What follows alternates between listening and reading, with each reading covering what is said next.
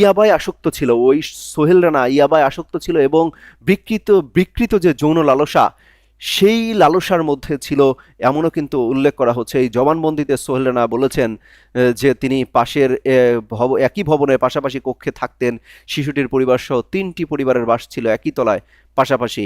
ঘটনার দিন সকাল 9টার দিকে শিশুটিকে দেখেই ইয়াবা আসক্ত সোহেলের মধ্যে বিকৃত যৌন লালসা তৈরি হয়। সুযোগ বুঝে শিশুটিকে নিজের কক্ষে ডেকে নেয় সে, পরে জোর করে বাথরুমে নিয়ে শিশুটির উপর যৌন নির্যাতন চালিয়ে ধর্ষণ করে।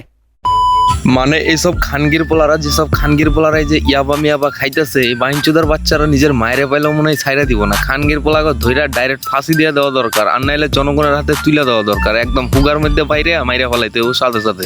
ভিডিওটি দেখার আগে অবশ্যই হেডফোন ইউজ করে নেবেন, না হলে অযথা কেউ গালাগালি করলে অথবা দৌড়াদৌড়ি করলে এটার জন্য আমরা দায়ী থাকবো না। সো হেই গাইস, আসসালামু আলাইকুম, ওয়েলকাম টু অ্যাডভান্স আর্মি। বলো কেমন আছো তোমরা? বরাবরের মতো নতুন আরেকটি ভিডিওতে হাজির হয়ে গেলাম আমরা। তো আজকের ভিডিওতে আমরা কথা বলতে চলেছি বাংলাদেশের কিছু খানগির পোলাদের নিয়ে, যেসব খানগির পোলারা একের পর এক ধর্ষণ করেই চলেছে। মানে এইসব বাইনচোদার বাচ্চাকে মনে হয় যে পশু বললেও খারাপ হবে, মানে পশুদের অপমান করা হবে। এই যে এইসব মাদারচোদ গুলা যেগুলো আছে, যেগুলো ধর্ষণ করতেছে, এইসব খানগির পোলারা মাত্র 2 মিনিটের মজা নেওয়ার জন্য খানগির পোলারা একটা মেয়ের জীবন নষ্ট করে দিতেছে, মানে জীবনটাই নিয়ে নিতেছে। মানে মাদারচোদারা যে কি পাইতেছে আমি এটাই বুঝতেছি না ভাই। আর এইসব বিষয়ে বাংলাদেশ আইনের কথা তো কিছুই বলবো না, মানে বিচার হবে হবে করতে করতেই বছরের পর বছর কেটে যায়, কিন্তু কোনো রেজাল্টই পাওয়া যায় না ভাই। এগুলার ধৈর্য লগে লগে ফাঁসি দিয়ে দেওয়া দরকার, মানে 1 সপ্তাহের মধ্যে মামলা খারিজ। কিন্তু না না না, সেটা তো হবে না। এটা হচ্ছে বাংলাদেশের আইন, মানে 2-3 বছর পর এটার জামিন হবে, তারপরে সে আবার টাকা খরচ করে আবার সেখান থেকে বেরিয়ে যাবে, আবার নতুন করে অপরাধ করবে। এই যে স্ক্রিনের মধ্যে যে সমস্ত মেয়েদের ছবিগুলো দেখতেছো, এই সমস্ত মেয়েরা কিন্তু ধর্ষণের শিকার। মানে এদের বিচার এখন পর্যন্ত পাইছে বলে আমার জানা নাই। এখন তোমরা হয়তো বা যদি জেনে থাকো তাহলে কমেন্টে জানাইতে পারো। এখন কথা হইতেছে বাংলাদেশে যেহেতু এত পরিমাণ ধর্ষণ হইতেছে, সেহেতু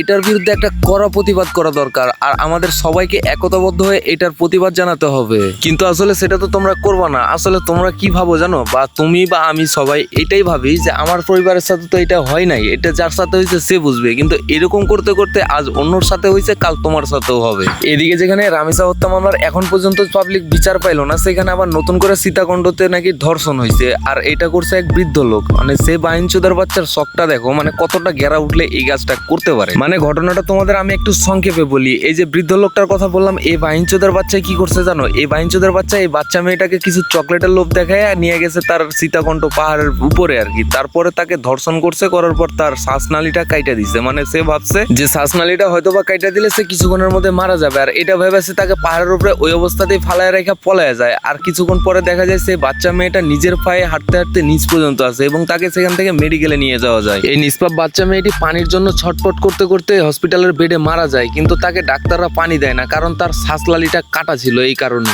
মানে ভাই এই ঘটনাটা যে আমি শুনছি, শোনার পর আমার গায়ের পুরো পশমগুলা দাঁড়ায় গেছিল। আর এখন যে তোমাদেরকে আমি এটা বলতেছি বা ভিডিও মেক করার সময়, তাও আমার একই রকম অবস্থা, আমার গায়ের পশমগুলা সব দাঁড়ায় গেছে। মানে এইসব ধর্ষকদের ভাই কি করতে মনে চায় আমি বইলা বুঝাইতে পারবো না। এখন বর্তমানে আমার একটাই কথা বলার ভাই, আমাদের একটাই দাবি থাকবে যে আমরা বাংলাদেশে কোনো প্রকার ধর্ষকের জায়গা দিব না বা দিতে চাই না। আমরা একটাই কথা বলবো যে যে সমস্ত ধর্ষক ধরা পড়বে বা এইসব প্রমাণিত হবে, তাকে সাথে সাথে এটার শাস্তি দেওয়া হবে। বাই দ্য ওয়ে, এই ছিল আজকের ছোট্টখাট্ট একটা ভিডিও। যদিও আমি এই চ্যানেলে রেগুলার ভিডিও দিতে পারতেছি না, এটার জন্য আন্তরিকভাবে দুঃখিত, কারণ আমার আরো ইউএসএ 2টা চ্যানেল আছে, যে 2টাতে আমাকে রেগুলার কাজ করতে হয়। তার ফাঁকে এইটাতে ভিডিও দেওয়াটা সত্যি অনেক কষ্টের, যদিও তোমরা সাপোর্ট করো না। এই জন্য অবশ্য তোমরা যদি রেগুলার সাপোর্ট করো তাহলে অবশ্যই এটাতেও ভিডিও আপলোড দেওয়ার চেষ্টা করবো। So till then, bye by.